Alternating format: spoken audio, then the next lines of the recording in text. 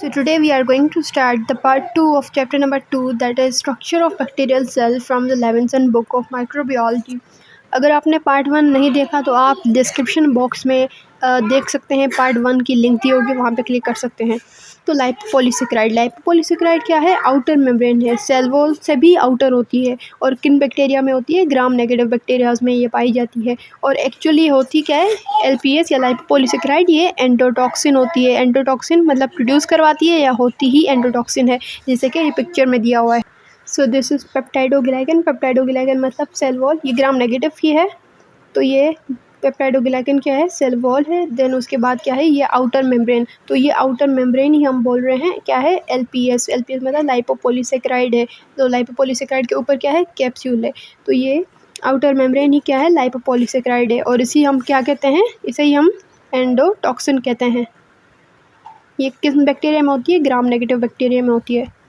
और यही लाइपोपॉलीसेकेराइड होती है या एंडोटॉक्सिन होता है जो क्या करवाता है? फीवर और शॉक करवाता है। किसी भी पर्सन में जब डिजीज़ हो जाती है तो फीवर और शॉक करवाता है, वो लाइपोपॉलीसेकेराइड होता है। और इसके अलावा ये होता है, इसे एंडोटॉक्सिन इसलिए कहते हैं क्योंकि ये सेल वॉल के साथ बिल्कुल अटैच्ड है, मतलब सेल वॉल के बिल्कुल ऊपर पड़ी हुई है। बाकी जो एक्सोटॉक्सिन होता है, वो एक्सोटॉक्सिन बैक्टीरिया को सीक्रेट करते हैं, ना कि वहाँ पे प्रेजेंट होता है, तो वहाँ पे सीक्रेट करता है बैक्टीरिया। जो सिम्टम्स होंगे एंडोटॉक्सिन की वजह से वो बिल्कुल सिमिलर होंगे, हर किसी में सिमिलर होंगे, जैसे कि फ़ीवर या शॉक पर जो सीवियरिटी होगी, मतलब सिम्टम्स ज़्यादा होंगे या कम होंगे, वो डिपेंड करता है डिफरेंट एंडोटॉक्सिन्स पे। और जो एलपीएस होती है लाइपोपॉलीसेकेराइड, वो 3 कंपोनेंट्स की बनी होती है। कितने कंपोनेंट्स की? 3 कंपोनेंट्स। एक होता है लिपिड ए, पहला कंपोनेंट, इसमें मैं पिक्चर में बताती हूँ आपको। तो लाइपोपॉलीसेकेराइड क्या होता है? एंडोटॉक्सिन होता है जो फीवर और शॉक करवाता है, और इसमें 3 कंपोनेंट्स होते हैं। एक होता है लिपिड ए जो फॉस्फोलिपिड होता है नंबर 1, और दूसरा होता है कोर किसका बना होता है? 5 शुगर यूनिट्स का बना होता है, 5 शुगर यूनिट्स का बना होता है। और नंबर 3 होता है सोमेटिक या ओ एंटीजन, वो किसका बना होता है? 25 repeating units of 3 to 5 sugar, मतलब 3 to 5 शुगर होते हैं एक यूनिट में, ऐसे 25 यूनिट जो है ना रिपीट हो रहे होते हैं, तो वो सोमेटिक या ओ एंटीजन होता है। तो यहाँ पे पिक्चर में देखें, पहला जो कंपोनेंट कौन सा है? लिपिड ए कंपोनेंट होता है। और दूसरा कौन सा कंपोनेंट है? दूसरा है कोर, जिसमें क्या थे? शुगर यूनिट्स थे। और नंबर 3 कौन सा था? ओ एंटीजन, जिसमें क्या थे? 25 रिपीटिंग यूनिट्स थे। अच्छा, जो लिपिड ए होता है वो किस लिए रिस्पॉन्सिबल होता है? वो टॉक्सिक इफेक्ट करवाता है, टॉक्सिक इफेक्ट हमारी बॉडी में, या जिसे इन्वेट करता है बैक्टीरिया। और इसके अलावा जो आउटर पॉलीसेकेराइड होता है, जो हमने आउटर पॉलीसेकेराइड पढ़ा, या ओ एंटीजन जिसे हम कहते हैं, तो वो क्या करवाता है? जिसकी वजह से हम किसी भी ग्राम नेगेटिव को आइडेंटिफाई कर सकते हैं। और दूसरा ये कह रहे हैं कि निजेरिया जो स्पीशीज़ हैं या जीनस है, उनमें क्या होता है? लाइपो ओलिगोसेकेराइड होता है। इसमें देखें पॉलीसेकेराइड है ना, ओ एंटीजन क्या है? पॉलीसेकेराइड है, इसमें बहुत सारी शुगर्स हैं। पर जो निजेरिया स्पीशीज़ होती हैं उनके पास क्या होता है? ओलिगोसेकेराइड होता है, उनके पास बहुत कम शुगर्स होते हैं। और आगे कह रहे हैं टिकोइक एसिड। टिकोइक एसिड क्या होता है? ये हमारे पास ग्राम पॉजिटिव बैक्टीरियाज के पास होता है। कौन से बैक्टीरियाज के पास? ग्राम पॉजिटिव बैक्टीरियाज के पास होता है। और ये करवाता क्या है? सेप्टिक शॉक करवाता है, इन्फ्लेमेशन करवाता है। और जो भी म्यूकोसल सरफेस से बैक्टीरिया अटैच होता है, जैसे कि स्टेफाइलोकोकस अटैच होता है हमारी म्यूकोसल सरफेस से, तो वो टिकोइक एसिड की मदद से ही अटैच होता है। और जो टिकोइक एसिड होता है वो किससे बना होता है? ग्लाइसरॉल फॉस्फेट या रिबिटोल फॉस्फेट से बना होता है। इस पिक्चर में देखें, टिकोइक एसिड यहाँ पे ग्राम पॉजिटिव बैक्टीरिया के पास पड़ा हुआ है और सेल वॉल से निकल रहा है, पेप्टाइडोग्लाइकन से निकल रहा है ना, यहाँ से निकल रहा है। तो ये मतलब पेप्टाइडोग्लाइकन से निकल रहा है, सेल वॉल से निकल रहा है। पर यहाँ पे कह रहे हैं कि टिकोइक एसिड अगर साइटोप्लाज्मिक मेम्ब्रेन से अंदर से भी निकले ना, उसके लिपिड से, साइटोप्लाज्मिक मेम्ब्रेन में जो लिपिड हैं उनमें से अगर टिकोइक एसिड निकले, तो हम क्या कहेंगे उसे? Teichoic acid. क्या कहेंगे? लाइपोटिकोइक एसिड कहेंगे, अगर वो साइटोप्लाज्मिक लेयर की लिपिड से निकले। और वही बात कर रहे हैं कि लाइपोटिकोइक एसिड, और इसके अलावा ये इन्फ्लेमेशन करवाते हैं, सेप्टिक शॉक करवाते हैं। और इसके अलावा ये कह रहे हैं ये ग्राम नेगेटिव बैक्टीरिया के पास नहीं होते टिकोइक एसिड। तो वही फंक्शन जो है वो ग्राम नेगेटिव के पास कौन करवा रहा था? एंटीटॉक्सिन्स करवा रहे थे, जो शॉक करवा रहा था ग्राम नेगेटिव बैक्टीरिया में। तो ग्राम पॉजिटिव बैक्टीरिया के पास क्या है? Teichoic acid. और ग्राम नेगेटिव बैक्टीरिया के पास क्या है? एंटीटॉक्सिन। और दूसरा है साइटोप्लाज्मिक लेयर। साइटोप्लाज्मिक मेम्ब्रेन या लेयर जो होती है वो किससे बनी होती है? मोस्टली फॉस्फोलिपिड्स के बनी होती है। प्रोकैरियोट्स में। पर जो यूकैरियोट्स होते हैं उनके पास क्या होता है, ज़्यादातर स्टीरोल्स होते हैं, जैसे कि हमारे पास कोलेस्ट्रॉल होता है या स्टीरोल्स होते हैं बहुत ज़्यादा साइटोप्लाज्मिक मेम्ब्रेन या प्लाज्मा मेम्ब्रेन में। पर जो प्रोकैरियोट्स होते हैं उनके पास स्टीरोल्स नहीं होते हैं, उनके पास फॉस्फोलिपिड्स होते हैं सिर्फ। पर एक बैक्टीरिया ऐसा है जिनके पास क्या होता है, स्टीरोल होता है साइटोप्लाज्मिक लेयर में या मेम्ब्रेन में, वो होता है माइकोप्लाज्मा। माइकोप्लाज्मा क्या होता है, एक बैक्टीरिया होता है जिनके पास सेल, वो एक तो सेल मेम्ब्रेन हमने पढ़ ली, स्टीरोल्स उनमें होते हैं माइकोप्लाज्मा के लिए मेम्ब्रेन में, और दूसरा इनके पास क्या होता है, सेल वॉल होती ही नहीं। सिर्फ एक बैक्टीरिया है जिसके पास सेल वॉल नहीं होती, वो माइकोप्लाज्मा है। उसके बाद ये फंक्शन बताए हुए हैं साइटोप्लाज्मिक मेम्ब्रेन के कि ये एक्टिव ट्रांसपोर्ट करवाते हैं काफ़ी मॉलिक्यूल्स की सेल के अंदर। दूसरा एनर्जी जनरेट करवाते हैं क्योंकि ऑक्सीडेटिव फॉस्फोराइलेशन वहाँ पे हो रही होती है, और बहुत ज़्यादा जो सेल वॉल कंपोनेंट्स होते हैं जैसे लिपिड या प्रोटीन, वो भी साइटोप्लाज्मिक मेम्ब्रेन में काफ़ी प्रोसेस होकर वो बन के सीधा सेल वॉल में जाके इमर्ज हो जाते हैं। और दूसरा एंजाइम की सिक्रेशन भी होती है, टॉक्सिन की भी सिक्रेशन होती है। और दूसरा साइटोप्लाज्म का कह रहे हैं, साइटोप्लाज्म डिवाइडेड है, दो कंपोनेंट्स में डिवाइडेड है। एक होता है न्यूक्लियाइड, दूसरा होता है राइबोसोम, ग्रेन्यूल, मेटाबोलाइट और प्लाज्मिड। न्यूक्लियाइड में क्या होता है, वही डीएनए होता है, इनका जो भी मटेरियल होता है न्यूक्लियर मटेरियल। और दूसरा होता है ribosome, granule, metabolite and plasmid. जो इनके राइबोसोम होते हैं, वो राइबोसोम कौन से होते हैं, हमारे पास 80S होते हैं ना, पर इनके बैक्टीरियल जो राइबोसोम्स होते हैं वो 70S होते हैं। तो 70S में क्या आ गया, 50S एंड 30S इनका यूनिट्स होते हैं, स्मॉल यूनिट्स। और वही ये प्रोटीन की सिंथेसिस करवाते हैं। और राइबोसोम उनके डिफरेंट होते हैं ना, 70S होते हैं, तभी हमारे पास काफ़ी सारी एंटीबायोटिक्स होते हैं ना, वो इनके राइबोसोम को जाके अटैक कर सकती हैं क्योंकि इनके प्रोटीन या राइबोसोम्स डिफरेंट होते हैं। और दूसरी बात है ग्रेन्यूल्स की। तो ग्रेन्यूल्स क्या करते हैं, एक तो न्यूट्रिएंट्स को स्टोर करें क्योंकि बहुत ज़्यादा न्यूट्रिएंट्स इसमें पड़े हुए हैं, और दूसरा स्टेनिंग करेक्टरिस्टिक, मतलब स्टेन करते हैं ना, तो वो ग्रेन्यूल की वजह से थोड़े बहुत हमें स्टेनिंग से कलर आ जाता है बैक्टीरिया में।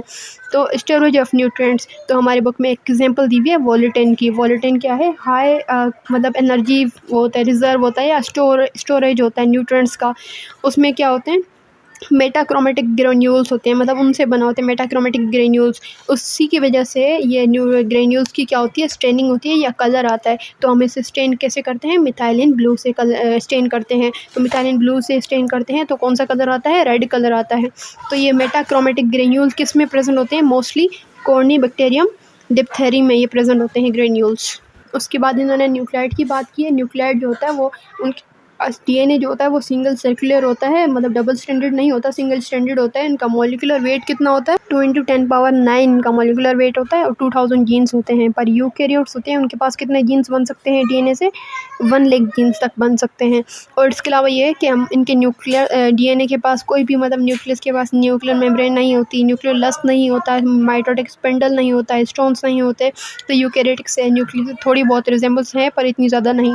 और दूसरा डिफरेंस ये होता है, यूकैरियोटिक डीएनए के पास क्या होता है, इंटेरॉन्स होते हैं। इंटेरॉन्स होते हैं पर बैक्टीरियल डीएनए के पास इंटेरॉन्स नहीं होते।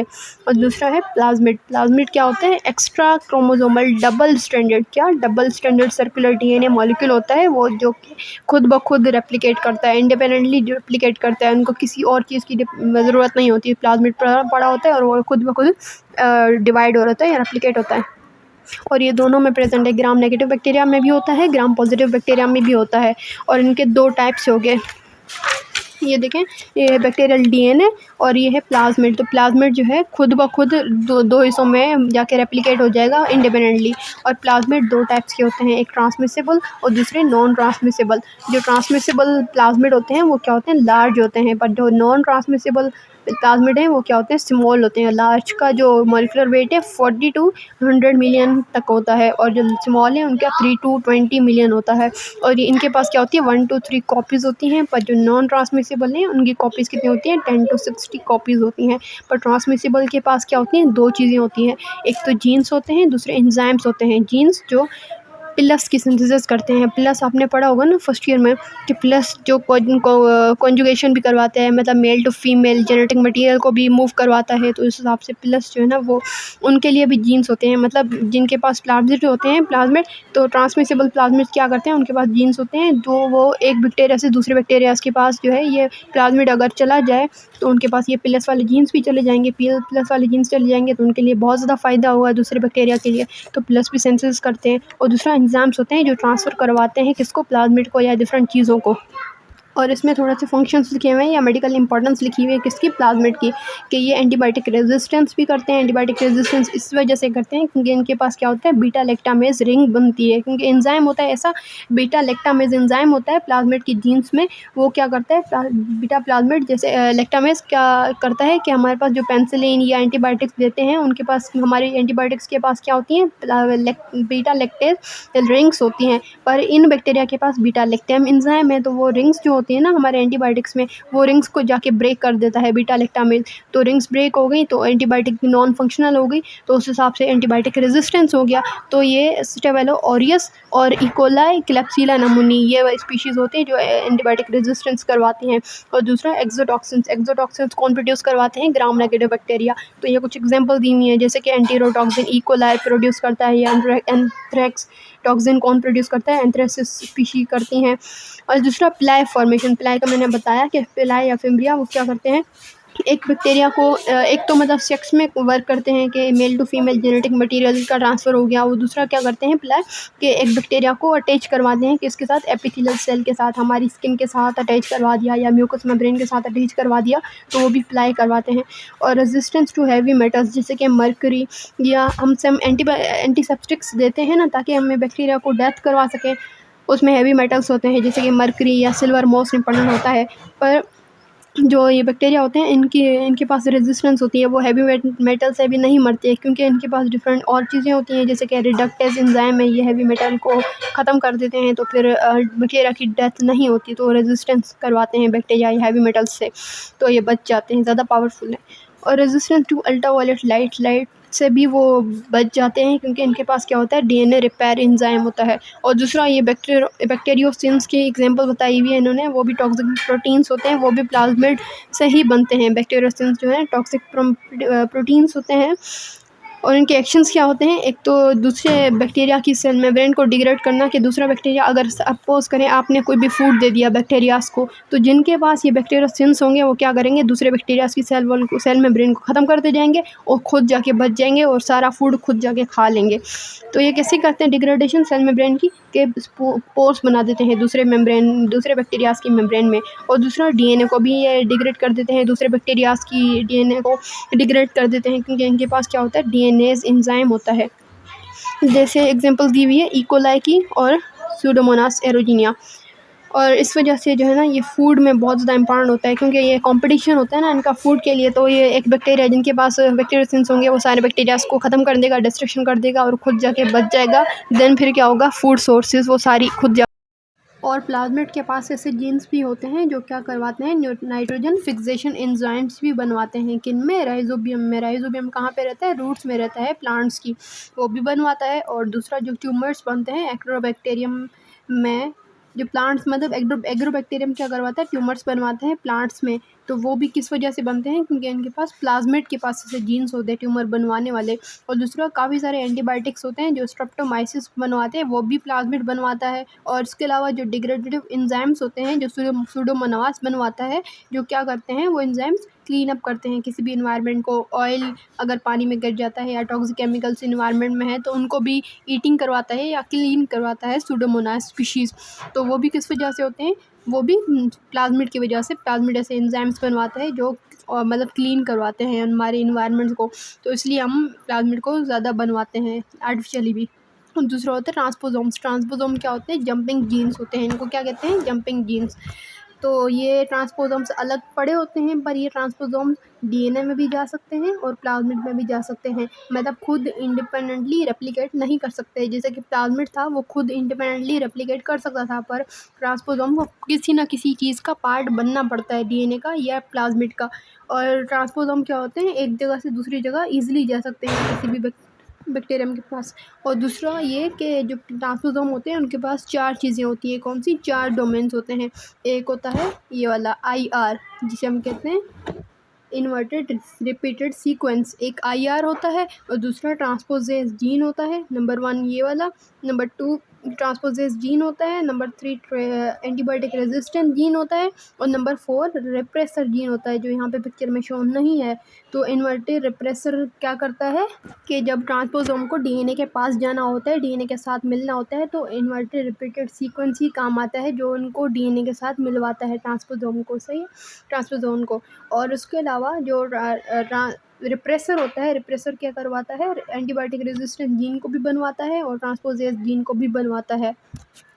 और दूसरा जो ट्रांसपोजेज जीन है वो क्या करता है कि वो एज अ सीजर भी एक्ट करता है और एज अ ग्लू भी एक्ट करता है। सीजर और ग्लू दोनों का काम करता है, मतलब किसी भी डीएनए के साथ अगर ट्रांसपोजोन को मिलना है तो फिर वो पहले डीएनए को तोड़ेगा। तो वो कौन मतलब तोड़ेगा, वो ट्रांसपोजेज जीन की वजह से ही टूटेगा डीएनए। फिर वो ट्रांसपोजेज उस डीएनए में जाएगा, अंदर उसमें बिल्कुल मिक्सअप हो जाएगा एंड देन वो ग्लू लगा देगा, मतलब वो ट्रांसपोजेज जीन एज अ ग्लू भी एक्ट करेगा। तो उस हिसाब से ये सब कुछ लिखा हुआ है। और दूसरा जो हमारे पास दो ट्रांसपोजोन की एग्जाम्पल दी हुई है, मतलब टाइप्स दी हुई है, एक होता है कॉन्जुगेटिव ट्रांसपोजोन्स। वो कॉन्जुगेटिव ट्रांसपोजोन्स क्या होते हैं, इन ट्रांसपोजोन के पास क्या होते हैं, एंटीबायोटिक रेजिस्टेंस जीन होते हैं। वो जो जीन होते हैं वो किसी भी और बैक्टीरिया के पास भेजने होते हैं कॉन्जुगेशन के थ्रू। तो वो ट्रांसपोजोम क्या करता है, उनके पास जो जीन होते हैं एंटीबायोटिक रेजिस्टेंस वाले जीन, वो कॉन्जुगेशन के थ्रू या प्लाज्मिड के ट्रांसपोजोन के थ्रू वो क्या करता है, किसी और बैक्टीरिया के जाके भेज देता है। तो वो दूसरा बैक्टीरिया भी क्या बन जाता है, एंटीबायोटिक रेजिस्टेंट बैक्टीरिया बन जाता है। और दूसरा जो टाइप होता है ट्रांसपोजोन का, वो है इंसर्शन सीक्वेंस। वो एक टाइप होता है ट्रांसपोजोन का जिसके पास बेसिस जो होते हैं वो कम होते हैं, 800 से 1500 बेस पेयर्स होते हैं, जो क्या करते हैं, मतलब किसी और एंजाइम के लिए कोड नहीं करते, बल्कि जिनके पास ये इंसर्शन सीक्वेंस जाते हैं, भले डीएनए के पास या प्लाज्मिड के पास, वहाँ पे क्या करवा देते हैं, म्यूटेशन करवा देते हैं। म्यूटेशन करवा के और खुद जो है रेप्लिकेट होते रहते हैं वहाँ पे डीएनए के साथ या प्लाज्मिड के साथ मिलके रेप्लिकेट होते रहते हैं। दूसरा कैप्सूल, कैप्सूल बिल्कुल बाहर होती है, बहुत ज़्यादा बैक्टीरिया से बाहर जो होती है ना, वो कैप्सूल होती है। कैप्सूल क्या होती है, जेलेटिनस लेयर होती है जिसकी किसकी बनी होती है, पॉलीसेकेराइड की बनी होती है, पॉलीसेकेराइड की। पर एक बैक्टीरिया ऐसा है जैसे कि एंथ्रेक्स बैसिलस जो बैक्टीरिया है उसके पास पॉलीसेकेराइड नहीं होते, बल्कि क्या होता है, पॉलीमराइज्ड डी-ग्लूटामिक एसिड की उनके पास कैप्सूल होती है। जो पॉलीसेकेराइड है तो उनके पास क्या होंगे, शुगर्स होंगे। तो शुगर के जितने टाइप्स होंगे उतने जो है सीरोलॉजिकल टाइप्स बनेंगे उसी स्पीशी के। जैसे कि स्ट्रेप्टोकोकस है तो उनमें कितनी स्पीशीज़ के टाइप हो गए, उनके एक ही स्पीशी के कितने टाइप्स हो गए, 84 डिफरेंट सीरो टाइप्स हो गए। तो वो किस वजह से हुए, क्योंकि इस कैप्सूल में जो शुगर्स हैं वो डिफरेंट है और उनकी वजह से ही हमारे पास क्या हुआ, डिफ्रेंसिएशन क्रिएट हुई, या हम एक दूसरे बैक्टीरियाज को आपस में डिस्टिंग्विश कर सकते हैं कैप्सूल की वजह से, कैप्सूल के शुगर की वजह से। और दूसरा कैप्सूल का वर्क क्या होता है कि कैप्सूल जो होते हैं वो विरुलेंस को डिटरमाइन करता है। मतलब विरुलेंस मतलब कि वो बैक्टीरिया हमें डिजीज़ देगा या नहीं देगा। वो क्योंकि बैक्टीरिया अगर डिजीज़ दे रहा है तो वो कैसे डिजीज़ दे रहा है, क्योंकि उनके पास क्या होते हैं, नेगेटिव चार्जेस होते हैं कैप्सूल के पास नेगेटिव चार्जेस होते हैं। तो हमारे फेगोसाइटोसिस वाले सेल होते हैं जैसे कि न्यूट्रोफिल या मैक्रोफेजेस, वो जो बैक्टीरिया को ईट करने के लिए आते हैं, फेगोसाइटोस करने के लिए आते हैं।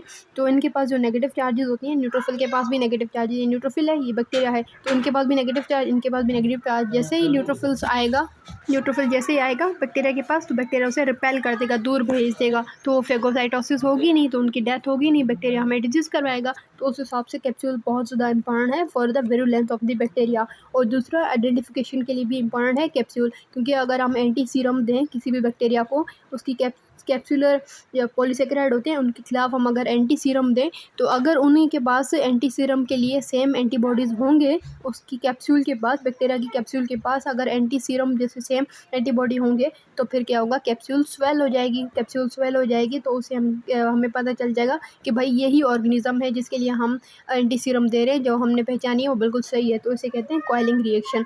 और दूसरा कह रहे हैं कि कैप्सूल की पॉलीसेकेराइड होती है वो एज अ एंटीजन भी यूज़ होती है। वैक्सीन में हम कैप्सूल डाल के देते हैं वैक्सीन में बंदों को, ताकि वो एंटीजन जाए और हम इंसान जो है ह्यूमन क्या करें, उनके खिलाफ एंटीबॉडीज़ बनाएं। तो इसमें बताया हुआ एग्जांपल जैसे कि स्टेफिलोकोकस नमूनी जो होती है वो वैक्सीन्स में प्रेजेंट होती है, जिनके 23 टाइप्स होते हैं। वो कैप्सूल ही होती है, मतलब नमूनी की कैप्सूल ही होती है जो हम वैक्सीन में देते हैं। तो हमारे जो है ना ह्यूमन क्या करता है, उनके खिलाफ एंटीबॉडीज़ बनाता है, तो हमारी इम्यूनिटी बन जाती है इनके लिए। नमूनी स्पीशीज़ के लिए। और दूसरा ये कह रहे हैं कैप्सूल जो है हमारे जो ह्यूमन टिश्यूज़ होते हैं जैसे कि स्किन हो गई, माउथ हो गया, आई हो गए, उनके साथ जो एडहेयर करता है या चिपकाने का काम आता है वो भी कैप्सूल ही करवाता है, तो वो इन्फेक्शन होंगे। और दूसरा है फ्लैजिला। फ्लैजिला क्या होते हैं? लॉन्ग विप लाइक अपेंडेजेस होते हैं, मतलब विप लाइक इस तरह से कर्ल कर्ल या इस तरह से। तो ये क्या करते हैं? बैक्टीरिया को मूव करवाते हैं किन की तरफ? न्यूट्रिएंट्स की तरफ या किसी और चीज़ की तरफ। और ये जो मूवमेंट जो होती है फ्लैजिलम करवाता है तो वो कीमोटैक्सिस के थ्रू होती है, मतलब कोई ना कोई चीज़ निकल रही होगी तो उसी को हम उसको देख के या अट्रैक्ट होके बैक्टीरिया मूव करेंगे। और ये जो फिलामेंट होता है ये लॉन्ग फिलामेंट होता है। फ्लैजिलम क्या होता है? लॉन्ग फिलामेंट होता है। किसका बना होता है? ये फ्लैजिलिन प्रोटीन का बना होता है। फ्लैजिलिन प्रोटीन का बना होता है। और इसकी एनर्जी कहाँ से आती है ये मूव करवाने के लिए? जो फ्लैजिलम के पास जो प्रोटीन होता है वो फ्लैजिलम होता है फ्लैजिला के पास, और जो ये मूव करते हैं उनकी एनर्जी एटीपी से ही आती है और उसे कहते हैं प्रोटॉन मोटिव फोर्स। और इसके अलावा ये कह रहे हैं कि फ्लैजिलेटेड बैक्टीरिया जो होते हैं उनके पास करैक्टरिस्टिक नंबर होता है, जैसे कि एक बैक्टीरिया के पास 1 हो या 2 हो, 3 हो, 4 हो फ्लैजिलम, या लोकेशन के अगर पोल्स पे हो, 1 पोल पे हो, 2 पोल पे हो, तो उन हिसाब से हम आइडेंटिफाई कर सकते हैं फ्लैजिला को या किसी भी बैक्टीरिया को। और इसके अलावा ये कह रहे हैं कॉक्साई के पास फ्लैजिलम नहीं होता, पर जो रॉड्स होते हैं उनके पास फ्लैजिलम होता है। और इसमें ये कह रहे हैं कि स्पायरोशीटीज़ जो होते हैं, स्पायरोशीटीज़ उनके पास फ्लैजिलम नहीं होता बल्कि एक्सियल फिलामेंट्स होते हैं जिनके थ्रू ये क्या करते हैं? मूव करते हैं। और फ्लैजिलम 2 रीज़न की वजह से इम्पॉर्टेंट होता है, क्योंकि ये जो है 2 इम्पॉर्टेंट वजह से इम्पॉर्टेंट है, क्योंकि ये जो कुछ मोटाइल बैक्टीरिया होते हैं जैसे कि ई कोलाई या प्रोटियोस स्पीशीज़ क्या करती हैं कि ये मूव करती हैं हमारी बॉडी में। जैसे कि यूरेथ्रा में अगर बैक्टीरिया आया है तो वो ब्लैडर तक मूव कर जाएगा। क्यों मूव कर जाएगा? क्योंकि इनके पास फ्लैजिला होता है। तो मतलब ये हमारे पैथोजेनेसिस में बहुत बड़ा रोल अदा करते हैं, पैथोजेनेसिस में बैक्टीरियाज ये फ्लैजिलम वाले। और कुछ जो बैक्टीरिया होते हैं उसे हम आइडेंटिफाई भी कर सकते हैं फ्लैजिलम के थ्रू, जैसे कि साल्मोनेला स्पीशीज़ को हम आइडेंटिफाई करते हैं बाय द फ्लैजिलम, क्योंकि हमारे पास जो है ना एंटीबॉडीज़ बनती हैं इन्हीं प्रोटीन के खिलाफ, फ्लैजिला प्रोटीन के खिलाफ। और दूसरा है पिलाई। पिलाई क्या होते हैं? हेयर लाइक फिलामेंट्स होते हैं जो सेल सरफेस से एक्सटेंड करते हैं पिलाई। और ये शॉर्टर होते हैं, थोड़े से स्ट्रेट होते हैं, फ्लैजिला से भी स्ट्रेट होते हैं। और उनके पास प्रोटीन कौन सा होता है? पिलिन प्रोटीन होता है, पाइलिन या पिलिन प्रोटीन होता है। जैसे कि फ्लैजिला के पास कौन सा प्रोटीन था? फ्लैजिलिन प्रोटीन था। और पिलाई के पास पिलिन प्रोटीन होता है। और ये मोस्टली प्रेजेंट होते हैं किसमें? ग्राम नेगेटिव बैक्टीरिया में प्रेजेंट होते हैं। इनके 2 काम होते हैं, एक तो अटैचमेंट प्रोवाइड करते हैं किसी भी बैक्टीरिया को ह्यूमन सरफेस के साथ अगर अटैच करना है तो वो पिलाई के थ्रू अटैच हो सकता है। जैसे कि निज़ेरिया गोनोरिया हमें उनके पास पिलाई नहीं होता, मतलब निज़ेरिया गोनोरिया वैसे तो हमें डिजीज़ देता है, उनके पास पिलाई होता है, पर अगर उनमें म्यूटेशन हो जाए या म्यूटेंट्स होते हैं निज़ेरिया गोनोरिया के, उनके पास पिलाई अगर ख़त्म हो जाए तो वो डिजीज़ हमें नहीं देंगे क्योंकि ये अटैच ही नहीं हो पाएंगे। और दूसरा ये कह रहे हैं सेक्स प्लस। सेक्स प्लस क्या करता है कि मेल से फीमेल में जेनेटिक मटेरियल मूव करवाता है, जैसे कि ये वाला मेल है, ये फीमेल है, तो ये पिलाई मूव करेगा यहाँ से यहाँ तक और अपना जेनेटिक मटेरियल फीमेल में भेज देगा, फीमेल के पास जेनेटिक मटेरियल भेज देगा। तो ये सेक्स प्लस ने वर्क किया। और दूसरा ग्लाइकोकेलेक्स। ग्लाइकोकेलेक्स क्या होती है? पॉलीसेकेराइड की बनी होती है। और कैप्सूल भी क्या थी? पॉलीसेकेराइड की बनी थी। और ग्लाइकोकेलेक्स भी क्या है? पॉलीसेकेराइड की बनी है। और जो बैक्टीरिया खुद सीक्रेट करते हैं, क्या करवाते हैं ये कि बैक्टीरियाज को काफ़ी सारी स्ट्रक्चर्स के साथ एडहेयर करवाते हैं, जैसे कि स्किन हो गया, हार्ट वाल्व्स हो गए या प्रोस्थेटिक जॉइंट्स हो गए, कैथेटर्स हो गए, इनके साथ अटैच करवाते हैं। और दूसरा जो ग्लाइकोकेलेक्स होता है वो बायोफिल्म्स का बहुत ज़्यादा इंपॉर्टेंट कंपोनेंट होता है। और उसके अलावा ये कह रहे हैं कि इसमें ये कह रहे हैं कि ग्लाइकोकेलेक्स कुछ ऐसे बैक्टीरियाज के पास होता है, जैसे कि सूडोमोनास एरोजिनोसा जो स्पीशीज होती है उनके पास क्या होता है? ग्लाइकोकेलेक्स होता है। और वही हमें क्या देते हैं? रेस्पिरेटरी ट्रैक्ट इन्फेक्शंस देते हैं। सिस्टिक फाइब्रोटिक पेशेंट्स के को रेस्पिरेटरी इन्फेक्शन देते हैं वो सूडोमोनास एरोजिना देते हैं, क्योंकि इनके पास क्या होता है? ग्लाइकोकेलेक्स होती है। और दूसरा ये कह रहे हैं कि स्टाइफाइलोकोकस एपिडर्मिस और वेरिडेंस जो स्ट्रेप्टोकोकाई होता है वो एंडोकार्डाइटिस देता है, क्योंकि इनके पास क्या होता है? ग्लाइकोकेलेक्स होती है, स्लाइम लेयर होती है जो एडहेयर करती है स्ट्रक्चर के साथ। और स्ट्रेप्टोकोकस म्यूटेंट्स होते हैं क्या करते हैं? सरफेस ऑफ टीथ के साथ अटैच होते हैं, सरफेस ऑफ टीथ के साथ अटैच होते हैं, क्योंकि इनके पास क्या होता है? ग्लाइकोकेलेक्स होता है जिसके साथ वो टीथ के साथ अटैच होते हैं। और दूसरा ये कह रहे हैं बैक्टीरियल स्पोर्स। बैक्टीरियल स्पोर्स क्या होते हैं? हाईली रेजिस्टेंट स्ट्रक्चर्स होते हैं जो gram positive rods most important बनाते हैं, जैसे कि बेसिलस और क्लोस्ट्रीडियम BC जो हमने पढ़ा क्लास 11 चैप्टर 5 में, तो उनमें ये था बेसिलस और क्लोस्ट्रीडियम। तो बेसिलस और क्लोस्ट्रीडियम बैक्टीरियल स्पोर्स तब फॉर्म होते हैं जब कार्बन या नाइट्रोजन की डिप्लीशन हो जाती है, कमी हो जाती है। तो ये बैक्टीरिया क्या करते हैं, स्पोर्स बना देते हैं, अपने आप को इनएक्टिवेट कर देते हैं। और इन स्पोर्स के पास क्या होता है, डीएनए का भी थोड़ा मटेरियल होता है, साइटोप्लाज्म भी थोड़ा सा होता है, सेल मेम्ब्रेन होती है, पेप्टाइडोग्लाइकन होता है और वाटर भी होता है। और बाहर क्या होती है, थिक केराटिन की कोट होता है जो रेजिस्टेंट बिल्कुल बना देती है स्पोर को। ये तब ओपन होगा स्पोर जब इनके पास फेवरेबल कंडीशन आ जाएंगी, जैसे कि वाटर या न्यूट्रिएंट्स वापस आ जाएंगे। और ये जो रेजिस्टेंस है या स्पोर इतने हार्ड कैसे हो जाते हैं, इतने आप को कैसे बचा लेते हैं, इतने ईयर्स तक कैसे ज़िंदा रह सकते हैं स्पोर्स की फॉर्म में, तो वो किस वजह से, क्योंकि डायपिकोलिनिक एसिड होता है जो क्या करता है, कैल्शियम आयन चिलेट करता है, कैल्शियम आयन को चिलेट करता है डायपिकोलिनिक एसिड। उन वजह से ये जो है इतना ज़्यादा रेजिस्टेंट होते हैं, हीट से भी रेजिस्टेंट होते हैं, डिहाइड्रेशन से भी रेजिस्टेंट होते हैं, और दूसरा रेडिएशन, केमिकल्स, इन सब से रेजिस्टेंट होते हैं। और अगर स्पोर बन गए तो उनकी मेटाबॉलिक एक्टिविटी नहीं होती है और डॉर्मेंट रहते हैं बहुत ज़्यादा ईयर्स के लिए। और जब वाटर या न्यूट्रिएंट्स वापस आते हैं या एंजाइम्स जो वापस आते हैं जो डिग्रेड करें कोड को, या वाटर आ जाए, न्यूट्रिएंट्स आ जाए, तब जाके ये बैक्टीरिया जर्मिनेट कर देंगे डिजीज़ कॉजिंग बैक्टीरिया में। और ये कह रहे हैं कि एक सेल जो होता है वो एक स्पोर ही बनाता है, तो स्पोर जब जर्मिनेट करेगा तो वो एक ही बैक्टीरियल सेल बनाएगा। और उसके अलावा कह रहे हैं कि मेडिकल इंपॉर्टेंस इस वजह से है क्योंकि ये बहुत ज़्यादा रेजिस्टेंट होती हैं हीट और केमिकल से। अगर हम स्टरलाइजेशन भी करें तो अब भी वो स्पोर्स नहीं जाएंगे क्योंकि एक्सट्रीमली रेजिस्टेंट होते हैं हीट से। तो उनमें हम क्या करते हैं, स्टीम देते हैं। स्टीम कितने प्रेशर पे, 15 प्रेशर पे देते हैं। ऑटोक्लेविंग करते हैं तो उनमें 15 पाउंड शायद मेरे दिमाग में इतना है, और 121 डिग्री सेंटीग्रेड पे 15 मिनट के लिए इनको स्टीम हीटिंग करते हैं तो इनके स्पोर्स भी डेथ कर जाते हैं। तो बंदा जो है थोड़ा ज़्यादा प्रोटेक्टिव बन जाता है, या हमारी सरफेस जो है प्रोटेक्टिव बन जाती है, नेस्टलाइजेशन हो गई। और उसके अलावा ये कह रहे हैं कि काफ़ी पेशेंट जो होते हैं जिनको स्पोर फॉर्मिंग बैक्टीरिया ने ही इन्वाइट किया होता है, स्पोर जो उन्होंने मतलब कांटेक्ट में आया होता है स्पोर उस पेशेंट के साथ, और उसे जर्मिनेट करके अंदर बैक्टीरिया ने डिजीज़ दी पेशेंट को, तो वो जब दूसरे पेशेंट के साथ मिलेगा या किसी और बंदे के साथ मिलेगा वो उसे स्पोर नहीं देगा, बल्कि वो बैक्टीरिया का पूरा स्पीशीज दे देगा, बैक्टीरिया पूरा ऑर्गेनिज्म दे देगा। और ये कह रहे थे। तो this was the last end of the chapter.